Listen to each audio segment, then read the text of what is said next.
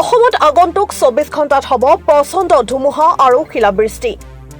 40ৰ পৰা 50 কিলোমিটাৰ গতিবেগত আহিব ধুমুহা বতৰ বিজ্ঞান কেন্দ্ৰৰ সতৰ্কবাণী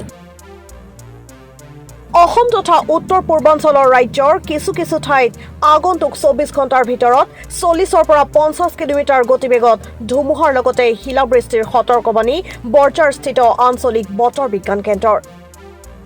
কিছু ঠাইত বৰষুণ হোৱাৰ যথেষ্ট সম্ভাৱনা আছে যদিও কিছু ঠাইত থাকিব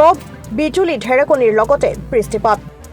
বৰঝাৰস্থিত আঞ্চলিক বতৰ বিজ্ঞান কেন্দ্ৰৰ মতে কাইলৈ ধুমুহাৰ পৰিমাণ কিছু ঠাইত হ্ৰাস পাব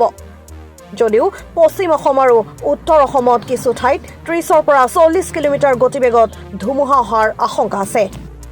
অসম তথা উত্তৰ পূৰ্বাঞ্চলৰ ৰাজ্যৰ কিছু ঠাইত আগন্তুক 24 ঘণ্টাৰ ভিতৰত 40ৰ পৰা 50 কিলোমিটাৰ গতিবেগত ধুমুহাৰ লগতে শিলাবৃষ্টিৰ সতৰ্কবাণী বৰঝাৰস্থিত আঞ্চলিক বতৰ বিজ্ঞান কেন্দ্ৰৰ